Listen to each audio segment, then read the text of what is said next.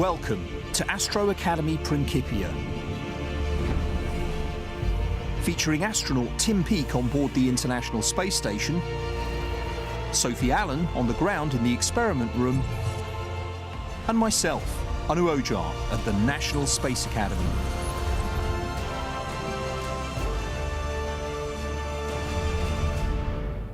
Welcome to the Kinetic Centrifuge facility in Farnborough. This enormous accelerator is used by scientists and engineers to simulate the effects of extreme G-forces on the human body. And the focus of this film is the physics of circular motion, the role that forces have in keeping objects moving in circular paths. Now, Newton's first law of motion means that the plastic ball in Tim's demonstration wants to keep moving in a straight line at a constant speed. Okay, this next demonstration is for the ball and string. So I've got about 15 centimetres of string there, and I'm just going to rotate it round. But because Tim's holding on to the string, he's applying a tension force through the string onto the ball. And from the ball's point of view, this tension force is directed towards the centre of the ball's circular path. The effect of the tension force, which is at right angles to the ball's instantaneous direction of travel, is to deflect the ball away from the straight-line path it wants to follow. And as long as Tim keeps applying the right tension, then, whatever the orientation, the ball will keep following its circular orbit with a velocity that's constantly changing. Because although its speed is constant, its direction is changing. The ball is constantly accelerating. But if Tim releases the string, the tension collapses. Now the ball moves at a constant speed and in the direction it was moving at the moment that the tension force disappeared, drifting in a straight line right across the Columbus module. In Tim's demonstration, tension was playing the role of a centripetal or center-directed force. For any object to move in a circular path, some overall or resultant force must be acting in this way on it. And what that force is depends on the situation that we're studying.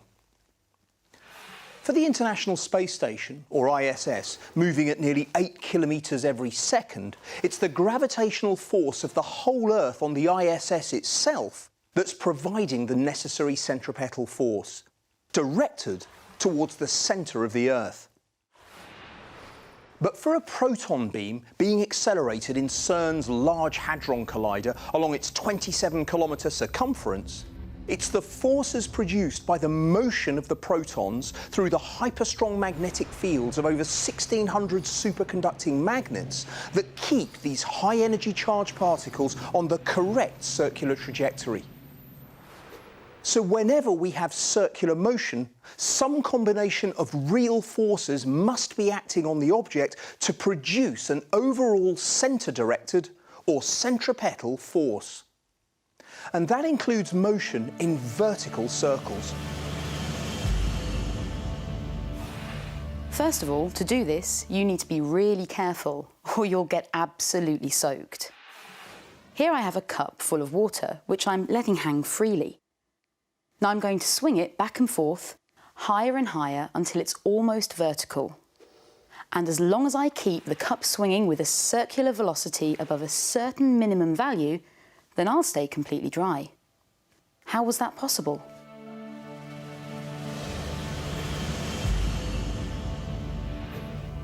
Because the space station and all of its contents, including me and my kit, seems to be weightless. This means that the only apparent force acting on the ball, once I set it rolling, is the reaction or contact force from the track on the ball, and that will always be at 90 degrees to the surface of the track. This contact force is providing the centripetal force needed. And even when the ball slows down due to air resistance, as long as it's still moving, we have enough contact force to maintain the circular path, whatever the orientation of the loop. And I'm having to hold a very steady hand now so that I don't impart any velocity onto that ball. It's starting to bounce off the track. It's barely keeping to the edges of the loop.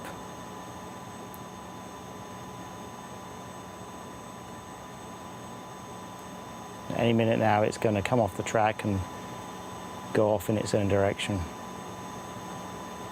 It's only when the ball loses contact with the track that the contact force disappears. And there it goes. So why are things different back on Earth? We're going to analyse the process using this loop-the-loop track and a marble. Ignoring the effects of air resistance, there are two main forces acting on the ball as it rolls around the track. The effect of gravity, its weight, which will always be directed downwards, and the reaction, or contact force, of the track on the ball itself, which will always be directed inwards and at 90 degrees to the surface of the track. It's the combination of these two forces that provides the centripetal force to keep the ball moving in a circular path. So let's consider our analysis at 3 different points. Here, the ball is moving with maximum velocity. Gravity is directed downwards and the contact force upwards. The resultant force on the ball must provide the centripetal force necessary to move the ball in a vertical circle. And here, that resultant force will be the contact force, which is upwards, minus the gravitational force, which is downwards. The ball continues, climbing in the loop to this point and reducing in speed. Here, gravity is still pointing downwards, but the contact force is at 90 degrees to the track surface, directed towards the centre of the circle. So here, gravity isn't contributing at all to the centripetal force. The only contribution towards the centre of the circle is from the contact force. And as the ball continues to climb the loop, it slows down still further. Now, we know that there's a critical minimum velocity that the ball must have at the top of the loop in order to not fall off the track, but to complete the vertical circle. How can we find that minimum velocity? Well, at the top of the track, both gravity and the contact force of the track on the ball are acting downwards, towards the centre of the circle. And so both are contributing to provide the centripetal force required to keep it moving along the track. The minimum velocity needed to complete the loop is when the ball is moving so slowly here that it's hardly touching the surface at all, at which point the contact force drops to 0. If this happens, then the gravitational force on the ball is providing all of the necessary centripetal force. And when the centripetal force is equal to the gravitational force on the ball, i.e. its weight, we can show that the minimum velocity is given by this equation. And the same equation will apply to the cup of water.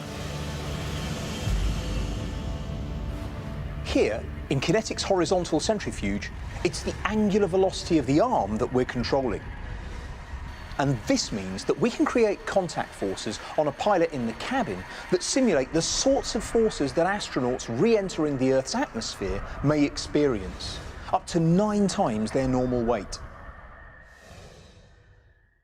Now, the data from these types of acceleration experiments have found life-saving applications in many other areas, including aviation safety. But as long as human beings continue to explore the space environment, the centrifuge will remain an essential part of training astronauts for the rigours of the acceleration and deceleration they experience, both on their journeys into space and in returning them safely back to Earth.